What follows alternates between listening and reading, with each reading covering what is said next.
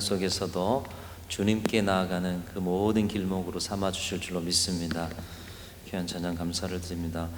오늘 좋은 책 하나를 소개하고 말씀을 시작하려고 하는데요, 조신영 씨의 쿠션이라는 책입니다. 아마 읽어보신 분들은 있으실 겁니다. 쿠션, 여러분 집에 쿠션 하나 정도는 다 갖고 계실 텐데, 이 책에 이런 이야기가 있습니다. 천하장사라고 하는 헤라클레스가 어느 날 길을 가고 있었습니다. 작은 오솔길을 가고 있는데 그 길 가운데 사과 크기만한 이상한 물건이 떨어져 있는 것을 발견했다고 합니다. 별본 중요한 물건도 아니겠지, 왜 이 길가에 떨어져 있어요? 발로 한번 탁 걷어찼다고 합니다. 그랬더니 이 사과 크기만한 물건이 어느새 수박처럼 커져 버렸습니다. 이게 뭐야? 나를 놀리네. 흥분한 헤라클레스는 그것을 다시 힘껏 찼습니다. 그랬더니 이번에는 그 물건이 바위처럼 커져 버렸다는 것입니다. 오호, 천하의 헤라클레스를 이겨보겠다고? 어림도 없다 이놈. 열이 오른 헤라클레스는 이번에는 들고 있던 커다란 쇠망치로 그것을 힘껏 내리쳤다고 합니다. 여러분 어떻게 되었을까요? 부셔졌을까요? 아니요, 그것은 이번엔 2배, 3배 커져가지고 온 길을, 그 작은 길을 막아서 버렸다는 것이에요. 그래서 이제 너무 화가 나가지고 옷을 벗어 던지고 이 2배, 3배 커진 이 물건을 집어 던지려고 한참 동안 낑낑거렸는데 힘을 쓰면 쓸수록 그것은 더 커져버려서 마침내 산더미처럼 변해버렸다는 거예요. 그런데 잠시 후에 씩씩거리고 있는 헤라클레스 앞에 아테네의 여인이 찾아옵니다. 그리고는 산더미만한 이 커져버리는 이상한 물건을 향해서 노래를 부르기 시작하는 거죠.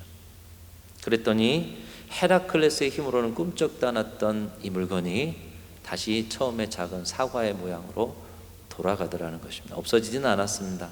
사과의 모양으로 돌아가더라는 것이. 여기에 등장하는 이상한 물건은 무엇을 의미할까요? 이 이야기 속에서도 그렇고 또 이야기를 활용하는 많은 자리에도 이 이상한 물건은 우리의 분노의 감정을 상징한다, 이렇게 이야기하고 있습니다. 분노라는 감정은 건드리지 않고 내버려두면 작아지지만 건드리면 건드릴수록 더 커지게 되어 있다는 것입니다. 그렇다고 없어지지도 않죠. 다시 사과의 모양으로 돌아갑니다. 없어지진 않아요. 없어져 버리면 좋겠는데, 근데 계속 건드리면 건드릴수록 감당할 수 없어요. 근데 가만히 두면 다시 작아진다는 것입니다. 이 이야기는 오늘의 시대를 살아가는 우리에게 많은 것을 시사하고 있습니다. 특별히 인간의 욕심으로 우리는 수많은 사건 사고를 경험합니다. 부당한 일도 경험하고 억울한 일도 경험하고, 그러다 보면 우리의 심령 안에 화가 차오르죠. 분노가 차오릅니다. 또 지금 재난을 우리가 겪고 있어요. 이 통제할 수 없는 재난의 상황. 근데 이 재난도 인재다 이러잖아요. 우리 사람의 욕심으로. 근데 나는 욕심쟁이가 아닌 것 같아요. 이 재난이 내 책임은 아닌 것 같아요. 그러다 보니까 재난이 길어지다 보니 이 책임이 누군가에게 있는 것 같아요. 마음에 막 분노가 생깁니다. 탓합니다. 우리 인류 안에 차오르고 있는 이 부정적 감정 중에 하나가 바로 분노다. 오늘의 시대는 더더욱 분노가 가득 차서 지나가는 사람들과 조그만 뭔가 문제가 있으면 거기에 막 화가 올라오고 곳곳이 폭탄이 가득한 그런 시대를 살아가는 것 같은 오늘의 시대가 그것을 보여주고 있습니다.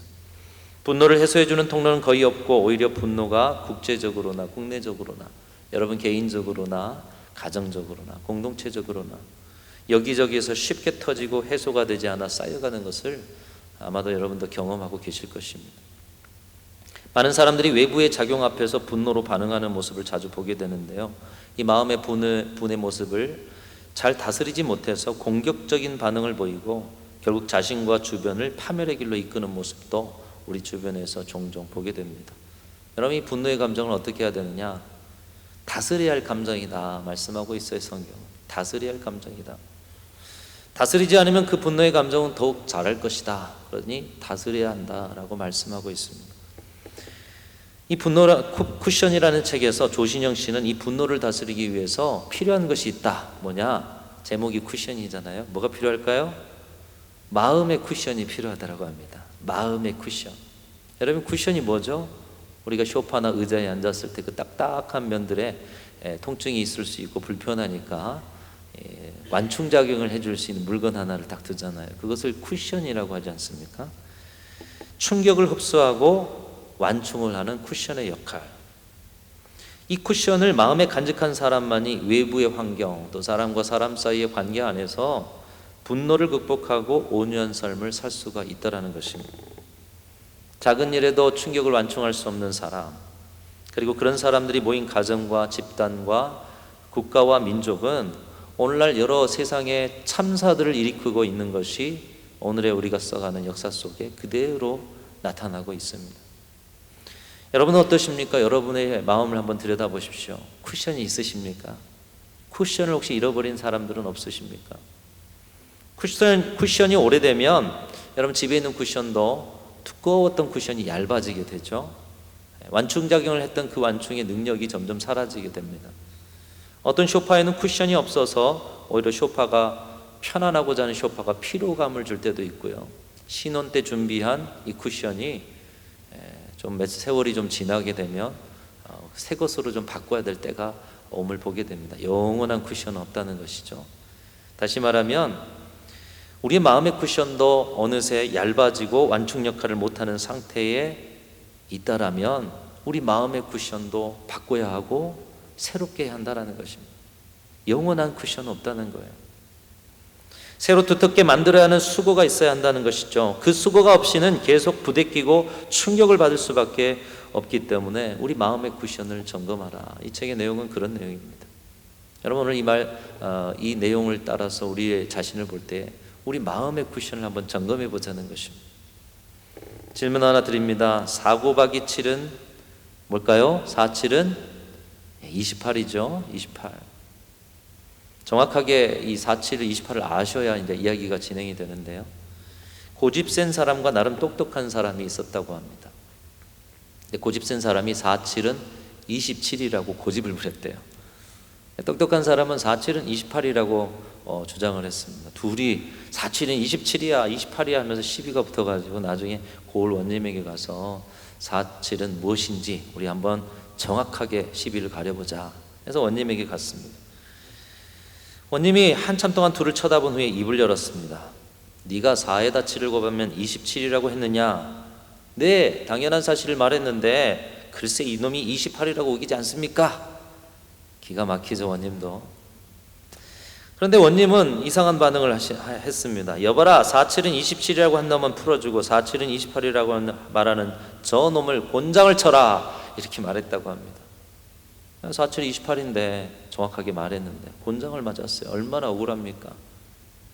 곤장을 다 맞고 억울해서 원님에게 말합니다. 아니 원님 정말 그렇게 생각하십니까? 4, 7은 27이라고 생각하십니까? 그러자 원님이 대답합니다. 아니다 4, 7은 28이다. 아니 그러면 왜 제게 곤장을 주십니까? 저놈을 쳐야죠. 4, 7은 27이라고 말하는 아둔한 사람하고 싸우는 내 놈이 더 어리석은 놈이다 이렇게 얘기했다는 거예요.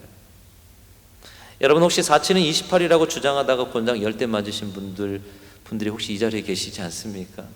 우리 자신은 그런 사람들이 아닙니까? 우리는 가끔 어린 자녀들하고도 싸웁니다. 저희 막내가 늦둥이가 나와서 지금 초등학교 2학년인데 이 어린 아이하고 제가 싸우더라고요. 그래도 담임 목사인데 싸울 수준이 안 되는 사람, 또 싸움이 뭔지도 모르는 사람, 상황이 파악이 안 되는 사람, 그런 사람과 싸우고 상처받고 괴로워하고 힘들어하는 것이 우리네 인생이라는 것이에요. 왜 버젓이 의미가 없다는 것을 알면서도 또다시 이 괴로움의 과정을 반복하고 있을까요? 마음의 쿠션을 잃어버렸기 때문이라는 거예요. 그 순간 여러분 자신을 들여다봐야 한다는 것이 마음의 쿠션이 낡아서 완충작용을 하지 못하고 있다는 것입니다. 그리고 그 완충작용을 하지 못하고 있다면 쿠션을 바꾸거나 쿠션을 새롭게 수리를 해야 한다는 거예요. 그 수고를 해야 한다는 것이에요. 그렇지 않으면 분노로 나 자신과 주변을 불행하게 할 수밖에 없는 것입니다. 여러분 이 일은 비단 우리에게도 속할 뿐만 아니라 온 세상의 일을 보여주고 있습니다. 오늘의 시대가 분노로 가득하고 조금만 뭐 문제가 있으면 소리가 높아지고 그 속에서 그것을 화해와 화평으로 해결하지 못하는 이 시대의 모습이 바로 이 모습인 것이에요. 우리가 인생을 살다 보면 내가 여유로울 때는 그 쿠션을 가지고 있다가도 힘들고 여유롭지 못한 상황에서는 마음의 쿠션을 잃어버릴 때를 종종 발견합니다. 근데 오늘 본문의 다윗이 하나님의 마음에 합한 사람이라고, 예수님 닮은 자라고, 예수님의 족보의 위대한 왕 중에 하나인 다윗이 오늘 이 쿠션을 잃어버린 모습을 우리에게 보여주고 있습니다. 다윗도 처음부터 그러진 않았습니다. 광야 생활, 그가 왜 광야 생활을 했습니까? 사울에게 쫓김을 당했어요. 시기와 미움을 당했어요. 그가 한 것이라고는 하나님의 이름을 걸고 골리앗을 무찌르고 또 하나님의 이름으로 나라를 세워가는 그런 일이었는데, 왕인 사울이 시기합니다. 그의 인기를 시기하고 질투해서 그를 죽일 듯 쫓아다녔어요. 그래서 한 10여 년 이상 광야 생활을 그렇게 젊은 날 살아야 했습니다. 그런데 그 힘든 시절에도 선한 일을 하는 사람이 바로 다윗이었습니다. 광야에는 여러 가지 자연재해와 범죄 발생률이 대단히 높은 지역이었습니다. 특별히 강도떼가 있었어요. 산적이 있었어요. 근데 목자들이 양을 칠 때에 이 산적떼들의 습격을 받을 때는 어떻게 할 수 없는데, 다윗이 자기가 기거하는 그 주변의 광야를 관리하면서 강도떼로부터 목자들을 보호했습니다. 그 즈음에 만난 사람 중에 하나가, 부유한 목축업자 하나가 나발이라는 사람, 오늘 본문에 아비가일이라는 여인의 남편 나발이라는 사람이었습니다. 25장 16절에는 다윗이 그들에게 어떤 역할을 감당했는지 그들의 입술로 보여주고 있습니다. 우리 16절 같이 한번 읽습니다. 시작. 우리가 양을 지키는 동안에 그들이 우리와 함께 있어 밤낮 우리에게 담이 되었습니다. 담이 되어졌다는 거예요. 담이 없으면 지나가다가 사람들 그 집안을 들여다보죠. 들여다보고 그냥 지나가면 그나마 다행인데, 들여다보다 좋은 물건이 있으면 견물생심이라고 도난을 당할 수도 있는 거예요. 그리고 여러 가지 해코지를 하고자 하는 사람들, 가다가 아이들이 돌이라도 던질 수 있잖아요. 근데 그런 것에 담이 딱 생긴다. 뭔가 특별한 보호막이 되어지는 것이죠. 그들이 담이 되어졌다. 다윗이 담이 되어졌다. 광야의 위험 속에서 울타리가 되어 주었습니다. 그러던 어느 해 추수의 시기가 되었습니다. 목자들에게 있어서 양털을 깎는 시기는 이 추수하는 시기요, 또 추수가 끝나고 나면 함께 잔치를 벌이는 때였어요. 잔치에는 빠짐없는 것이 음식이지 않습니까? 광야에서 먹을 것이 뭐가 있어요? 곤고한 중에 다윗이 자기의 식솔들을 먹일 것이 없어서 그때 축제라도 한번 가서 음식을 얻어오고자 소년 한 10명 정도 보냈던 것 같습니다. 그런데 나발은 다윗이 그동안 했던 수고를 감사하지 않고 광야에 출몰하는 강도와 같은 부류로 취급하고 있습니다. 25장 10절 말씀인데요, 우리 또 이 말씀도 같이 읽습니다. 시작. 나발이 다윗의 사환들에게 대답하여 이르되 다윗은 누구며 이새의 아들은 누구냐? 요즘에 각기 주인에게서 억지로 떠나는 종이 많도다. 나발도 알고 있었을 거예요. 다윗이 자신의 목자들을 지키고 양을 지켜줬다는 것을. 그런데 다윗이 누구냐? 난 모른다.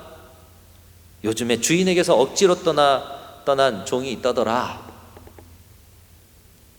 주인이 누구일까요? 사울에게서 떠난 이 다윗의 모습을 빗대어서 주인 배신하고 떠난 자 아닌가?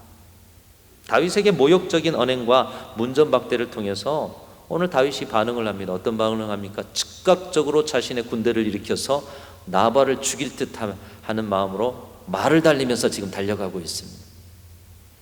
다윗이 이 죽일 듯하게 즉각적으로 그 말을 듣고 이 모욕적인 언사에 대해서 그 말을 듣고 달려갔는데, 거기에서 다윗이 남긴 말이 참 우리에게 의미가 깊습니다. 22절에 나와 있는데요, 우리 또 22절도 같이 읽습니다. 시작.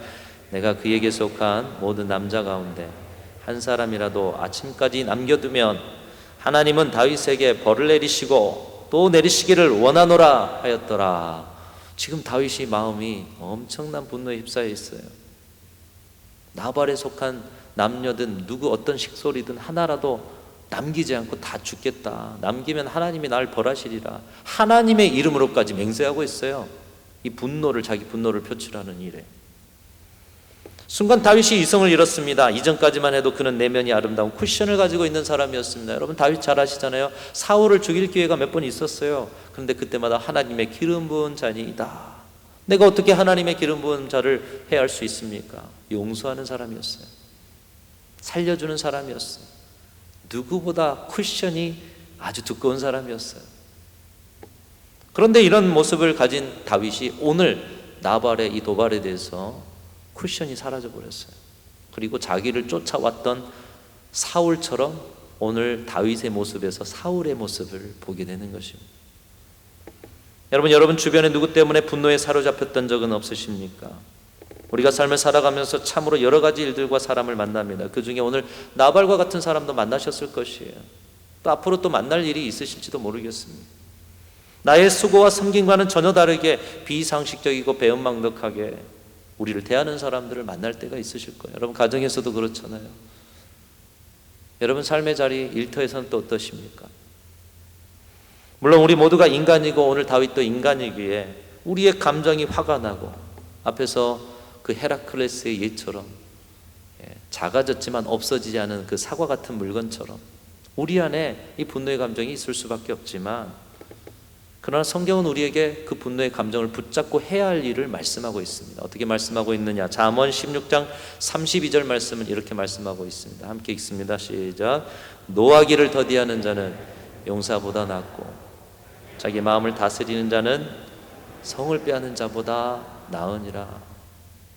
여러분 지금의 이 시절도 그렇지만 그 시절에는 칼을 들고 창을 들고 싸우는 전쟁 아닙니까?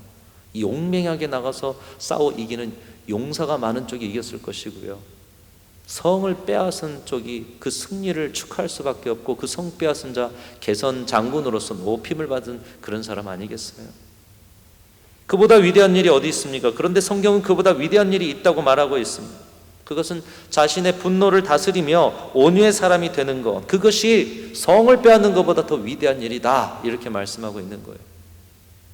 일상의 세상의 사람들이 인정하는 그 명예롭고도 높은 자리에 있는 것보다 자기 마음 하나 다스리며 사는 사람이 더 위대한 사람이다, 이렇게 말씀하고 있는 것이, 오늘 이 자리에 계신 여러분과 저는 위대한 사람으로 계속해서 성장하고 성숙해가는 은혜가 있기를 축복합니다. 오늘 말씀이 그것을 말씀할 뿐만 아니라 예수님도 그러셨어요. 산상수훈을 통해서 온유한 자는 복이 있나니 저희가 땅을 기업으로 받을 것이며. 여러분 인간의 힘과 전쟁으로 다툼으로 성을 빼앗은들 얼마나 오래 가겠습니까? 또 다른 힘센 사람 나오면 뺏기게 마련이에요. 그러나 하나님이, 세상의 주인이신 하나님이, 땅의 주인이신 하나님이 우리에게 성을 주시면 온유한 자는 복이 있나니 저희가 땅을 기업으로 받을 것이며 그 땅은 영원한 우리의 땅이 되는 줄로 믿습니다. 중요한 건 힘으로가 아니고 분으로가 아니고 우리가 온유로 오래 참음으로 그 일들을 하나님 앞에서 땅으로 지경으로 받아 누려야 한다는 것입니다. 오늘 분노의 화신이 된 다윗은 더 이상 자신을 통제할 수 없었습니다. 그동안 사울에게 쫓겨 10여 년 광야의 도망자로 살면서 왜 그의 심령에 분이 안 찼겠습니까? 참기는 했지만, 기름 부은 자이기 때문에 그랬지만, 그래서 이 분을, 10여 년간 쌓인 분을 이제 다 털어버릴 수 있는 기회가 온 것이에요. 이제 나발은 멸문지화를 면하지 못하게 되었습니다. 그런데 그 순간 하나님께서 길을 막으셨는데 한 사람을 보내주셨어요. 그 사람의 이름이 오늘 본문에 아비가일이라는 여성입니다. 남성도 아니고 여성입니다. 장군도 아니고 평범한 여성입니다. 아비가일은 나발과 다윗 사이에 일어난 일들을 듣자마자 다윗을 위로할 잔치 음식을 싸들고 나귀에 싣고 다윗이 오는 길목에 기다렸다가 다윗이 오자 그 나귀에서 내려서 땅에 엎드려서 코를 박고 예를 다하며 다윗에게 용서를 구하고 있습니다. 아비가일은 어떤 무기도 가지지 않았습니다. 전쟁에 능한 사람들, 광야 생활의 모든 것들을 산전수전 다 겪은 그들, 그리고 살기가 등등한 이 남성들 앞에 여성이 지금 홀로 서 있어요. 아비가일은 오늘 본문 3절에 보면은 25장 3절에 보면 용모가 아름다웠다, 미인계로 했는가? 근데 미인계로만 되겠어요? 지금 분에 차는데. 남편을 살리고자 하는 모습을 통해 따뜻한, 마음 따뜻한 여인인 것도 볼 수가 있습니다. 여러분 마음 따뜻하다고 지금 다윗의 이 분을 멈추게 할 수가 있었겠습니까? 그런데 오늘 아비가일은 그의 말로써 다윗의 이 걸음을 멈추게 하고 다윗이 다시 옛적의 다윗다움을 찾을 수 있도록 그를 인도하는 슬기로움을 발휘하고 있습니다. 우리가 아비가일처럼 분노하는 세상 속에서 쿠션을 회복해주는 일을 감당할 수만 있다면, 쿠션을 잃어버린 자들에게 쿠션을 회복해주고 우리 스스로도 그 쿠션을 다시 점검하고 점검해서 살아갈 수만 있다면 세상은 다툼과 전쟁이 그칠 것이고 분노가 좋은 감정으로 회복되어서 아름다운 하나님의 나라가 되어질 것입니다. 자, 그러면 아비가일은 우리에게 어떤 모습으로 이 쿠션을 회복할 수 있는 지혜와 슬기를 보여주고 있습니까? 첫 번째로 아비가일은 이 모든 상황의 해법을 하나님으로부터 시작하고 있다는 것입니다. 하나님으로부터. 우리가 보통 문제 해결을 보면 인간의 수완으로 가죠. 인간의 방법으로 가죠. 근데 아비가일은 하나님으로부터. 무엇보다 분노하는 상대를 향해서도 하나님의 뜻이 있음을 명확하게 짚고 있습니다. 오늘 26절 시작은 이렇게 하고 있죠. 내 주여 여호와께서 살아계심을 두고 맹세하노니. 어디에 맹세하고 있어요? 여호와께서 살아계심을 두고. 다시 말하면 저는 지금 이 순간도 당신이 나를 죽일지라도 여호와 하나님이 살아계시다라는 것을 믿습니다. 여러분, 지금 엄청난 위기 앞에 있지 않습니까? 살기 등등한 장정들, 수십 명의 장정들 앞에 서 있어요. 말 달리는 장정 앞에 힘없는 낙이 타고 있는 한 여인이 서 있어요. 그러나 그러할지라도, 살기가 등등해서 죽음의 위기에 처했을지라도 나는 하나님의 살아계심을 믿습니다. 그 살아계심 의지하고 제가 말을 시작하겠습니다. 이렇게 이야기하고 있는 것이죠. 오늘 아비가일의 지혜, 아비가일의 슬기가 어디로부터 나오고 있는가? 살아계신 하나님에 대한 믿음. 비록 내가 지금 위기 상황에서 남편을 구하고 또 다윗을 자제시키고 세상에 없는 쿠션을 회복하는 그 일을 하는 데가 너무 위험해서 죽음의 위기에 처했을지라도 하나님은 살아계셔서 이 순간 역사하실 것이라는 믿음, 바로 그 믿음 가운데 아비가일은 담대히 나아가고 있다는 것입니다. 오늘 여기 계신 모든 성도들도 오늘 아비가일과 같은 모든 성도들이 되시고, 특별히 가정의 우리 여성들 아비가일 같은 슬기가 있으시기를 주님의 이름으로 축원합니다. 여호와의 이름으로, 살아계신 주님의 이름으로 먼저 주님이 주신 힘을 가지고 가정의 많은 일들을 감당할 때 주께서 이 아비가일에게 주셨던 평온함과 은총과 열매를 주실 줄로 믿습니다. 지금 아비가일을 통해서 다윗도 그리고 남편도 피를 보지 않았어요. 온전한 중재를 이루었습니다.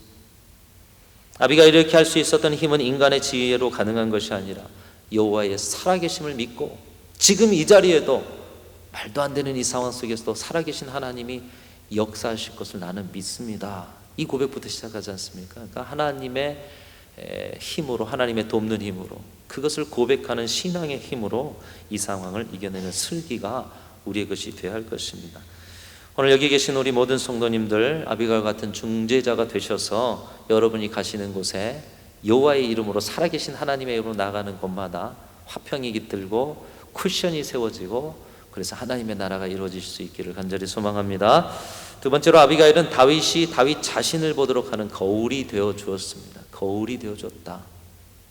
우리가 어떤 사람과 딱 만나게 되면 그 사람이 너무 맑아서 한편 대화하는 것들과 또 여러 가지 깊은 영성과 신앙을 통해 나 자신을 볼 때가 있어요. 그게 거울 되어주는 모습이죠. 다윗은 오래도록 이유 없는 사울의 분노와 시기로 인해서 여러 해 도망자로 살았습니다. 그런 다윗이 분노의 화신이 되어서 이제는 자신이 쫓기는 것이 아니라 누군가를 쫓아가고 있어요. 죽일 듯이 쫓아가고 있어요. 그러는 과정 중에 다윗이 정말 하나님의 마음에 합한 자로서, 하나님께 구별받은 자로서의 그 다윗됨을 잃어버렸습니다. 광야 생활 속에서 쫓김을 받는 가운데서도 다윗은 영적으로 깨어 있었어요. 아둘람 굴에서 여러 피난처에서 다윗은 깨어서 우리 하나님 앞에 간구했어요. 수없는 시편의 말씀들이 다윗의 기도였습니다.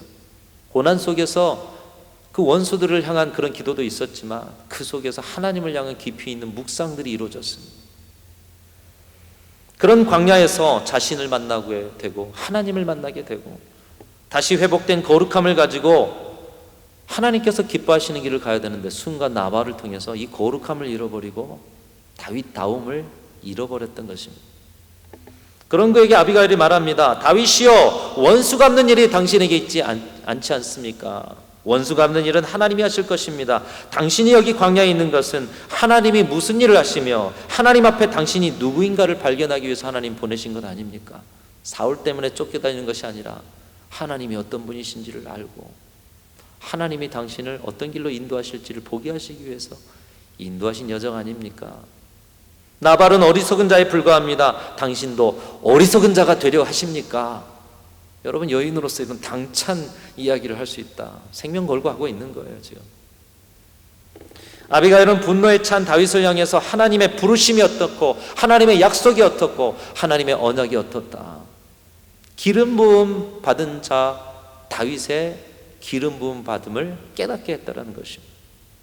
분노에 잃어버렸던 것, 분노에 내가 어떤 길을 가야 할지 잃어버렸던 다윗의 마음에 당신은 기름 부음 받은 자의 길을 가야 하지 않겠습니까? 이것을 깨닫게 했다라는 거예요. 거울로서 비춰졌다라는 것이. 그로 인해서 마음의 쿠션을 잃고 무너진 자신을 보고 그의 잘못된 길에서 걸음을 멈추게 되었습니다. 아비가일은 다윗 앞에서 좀 살려주십시오, 저도 살려주시고 우리 남편도 살려주십시오, 이렇게 이야기한 것이 아니라 당신은 원래 이렇게 분노에 가득 찬 사람이 아니지 않았습니까? 당신은 기름 부음 받은 자로서 앞으로 이스라엘의 지도자로 설 자가 아닙니까? 당신의 손에 피를 묻혀서 되겠습니까? 다윗의 현재의 모습과 다윗의 원래 가져야 할 모습을 거울로서 지금 비춰주고 있다는 것입니다. 사랑하는 성도 여러분, 여러분 한 사람 한 분 한 분이 하나님 앞에 바로 서실 수 있는 은혜가 있으시기를 주님의 이름으로 축원합니다. 왜 우리가 하나님 앞에 바로 서야 하느냐? 물론 나의 신앙을 통해 하나님씩 은혜를 입어야겠지만 여러분이 하나님 앞에 바로 설 때 여러분은 또 다른 누군가에게 거울이 되어 쿠션을 잃어버린 그분을 하나님 앞에 바로 세울 수 있기 때문인 것입니다. 나의 신앙은 내 것만이 아니라는 거예요. 내 신앙을 통해 누군가를 세울 수 있도록 하나님이 내 신앙이 바로 서기를 원하고 계시다라는 것이에요. 아비가일이 그랬습니다. 순간 분노로 하나님 안에 있지 않던 다윗을 살아계신 하나님을 의지했던 그 믿음 가운데 하나님 앞에 서 있던 그의 신앙으로, 자신의 신앙으로 거울이 되어서 지금 다윗을 바로 세우는 일까지 감당하게 되는 것입니다. 다윗은 아비가일로 하나님 앞에 서고서야 분노의 감정을 벗어나게 됩니다. 그리고 잃어버린 하나님 안에서 자신다움을 회복할 수가 있게 되었습니다. 오늘 이 자리에 계신 우리 모든 성도님들, 또 가정에서, 직장에서, 어디서든 예배하는 우리 모든 믿음의 가족들, 여러분 서로가 서로의 거울이 되어주실 수 있기를 주님의 이름으로 축원합니다. 그러기 위해서는 여러분이 신앙 안에서 바로 서셔야 합니다. 그리고 여러분 안의 쿠션을 먼저 점검하셔야 합니다. 여러분이 그렇게 하나님 안에 바로 서서 또 상대의 연약한, 서로의 연약한 점을 위해서 기도하고 거울이 되어줄 때에 여러분을 통해서 또 다른 사람들이 아름다운 사람들로 회복되는 그런 역사가 반드시 일어나게 되어줄 줄로 믿습니다. 세 번째로 아비가일은 위로의 사람이었습니다. 여러분 지금 첫 번째와 두 번째 일들은 그래도 어느 정도 할 수 있어요. 우리가 사람들에게 당신의 모습이 이런 모습입니다, 이런 이야기는 잘 할 수 있어요. 근데 이 세 번째 함께 갖춰야 할 것이 이거라고 합니다. 위로라는 것이. 우리가 삶에 지치면 여유가 없어집니다. 앞에서도 이야기했듯이 인생의 쿠션이 사라지게 된다는 거예요. 여러분 너무 삶이 지치고 힘들어서 삶의 문제가 여러분을 휘감아서 쿠션을 잃어버린 분들이 계십니까? 오늘 아비가일이 다윗이 지금 지쳐 있는 것을 보게 되었던 거예요. 다윗이 쿠션이 없던 것을 알게 되었던 것입니다. 표면적으로는 문제의 발단이 자기의 남편 나발에 의해서, 나발의 도발을 통해서 지금 다윗이 화가 나서 달려가지만 그의 내면적으로는 다윗의 영성이 고갈되어 있었음을 아비가일은 보고 있었다는 것이에요. 다윗이 하나님을 찾고 다윗이 이 작은 일에 흔들리지 않고 오직 하나님 안에 충만함을 잃어버리지 않을 영성이 아닌 이 어리석은 사람의 도발에 군대까지 일으키고 사람들까지 해서 죽일 듯이 즉각적으로 달려가는 이 모습, 삶의 쿠션을 잃어버린 다윗의 모습을 알고 근데 이 아비가일은 진심으로 그를 위로해주고 있습니다. 오늘 말씀의 핵심이라고 볼 수 있는 오늘 29절 말씀 우리 같이 한번 읽어보겠습니다. 29절 읽습니다. 시작. 사람이 일어나서 내 주를 쫓아 내 주의 생명을 찾을지라도 내 주의 생명은 내 주의 하나님 여호와와 함께 생명싸개 속에 쌓였을 것이요 내 주의 원수들의 생명은 물매로 던지듯 여호와께서 그것을 던지시리라. 당신의 인생이 지금 생명싸개 속에 쌓여 있지 않습니까? 나발이 아무리 도발한들 당신이 사울왕의 손에 죽게 되겠습니까? 당신의 인생을 하나님이 붙들고 계시는데, 그런데 이 미련한 나발이 와서 도발한다고 당신이 그것에 흔들려서 그 불안 속에서 이렇게 반응하시면 되겠습니까? 다윗은 처음 보는 여인, 그것도 미련한 나발의 아내인 아비가일의 이런 말들에 진정한 위로가 됐던 것 같습니다. 그렇구나. 내가 이 광야에서 오래 살다 보니 지치고 그 마음의 쿠션을 잃어버리고 또 이 속에서 사울 왕의 도망자가 되었다. 이 말에 내가 흔들렸구나. 나의 인생은 내가 사울 때문에 이곳에 있는 것이 아니라 하나님이 누구시며 하나님을 경험하게 하시기 위해서 하나님이 나를 통해 어떤 일을 하게 하시는지를 보기 위해서 광야로 내모신 것인데 내가 이 나발의 도발을 통해 흔들렸구나. 그렇지, 하나님께서 나를 보호해 주시는 분이시지, 생명싸게 싸서 어떤 상황 가운데서도 나를 보호해 주시고 나를 인도하시는 분이시지. 다윗이 그것을 이 여인의 목소리를 통해서 위로받고 깨달았던 것입니다. 다윗은 이것이 하나님의 계획인 줄 알았습니다. 광야에서 만날 수 없는 여인을 만나고 이 여인을 통해서 자신의 삶을 돌아보면서 지금의 어디가 무너져 있나, 어디에 쿠션이 사라져 있나 보게 하심이 하나님의 인도하심이었다. 오늘 우리가 읽은 본문 후에 32절 34절에 이렇게 말하고 있어요. 오늘 너를 보내어 나를 영접하게 하신 이스라엘의 하나님 여호와를 찬송할지어다. 아비가일을 보내신 하나님을 찬송한다는 것이, 사랑하는 성도 여러분, 말세지마를 살아가는 우리에게 진정한 위로가 어디 있을까요? 어떤 사람의 위로가 여러분을 영원히 위로할 수 있습니까? 어떤 상황과 여러분이 가진 무엇이 여러분을 영원히 위로하고 보호할 수 있습니까? 오늘 말씀은 우리에게 말씀하고 있어요. 우리의 영원한 위로는 세상에 없고 우리의 인생을 아시는 하나님, 우리를 생명싸개 속에 품으셔서 싸고 얼싸안고 우리의 인생을 그분이 인도하시고자 하는 그곳으로 인도하신 하나님으로부터 그분의 은혜를 깨달을 때 우린 진정한 위로를 받고 그 속에 힘을 얻어 우리 안에 있는 이 쿠션이 없는 자리에 쿠션을 새롭게 다시 만들어갈 수 있다. 말씀은 우리에게 말씀하고 있는 것입니다. 오늘날 세상에 많은 불안과 공포 속에서 분노가 또 다른 분노를 낳고 있습니다. 왜요? 그들은 하나님이 그들의 인생을 생명싸게 붙들고 계시다는 사실을 모르기 때문에, 곤고한 인생 속에서 위로받을 길이 없기 때문에. 그러나 오늘 이 아침에 우리 하나님은 저와 여러분을 위로하고 계시는 줄로 믿습니다. 우리를 핏덩이로 세상에 버려두시는 것이 아니라 하나님의 보자기로 생명싸개로 우리 인생을 품어 안고 여전히 이 고통의 세상 속에서도 우리를 보호하시는 그 하나님, 그 하나님이 저와 여러분의 하나님인 줄 믿고 오늘 아비가일과 같이 여러분 자신뿐만 아니라 그 누군가에게도 이 위로를 전함으로 온 세상 속에 쿠션이 많은 세상, 화평의 세상, 분노가 사라지는 세상, 그래서 모든 속에서 하나님의 나라가 이루어지는 세상을 만들어가는 아비가일과 같은 우리 귀한 성도들이 되실 수 있기를 주님의 이름으로 축원합니다. 하나님 아버지 감사합니다. 이 아침에도 우리 인생을 그냥 버려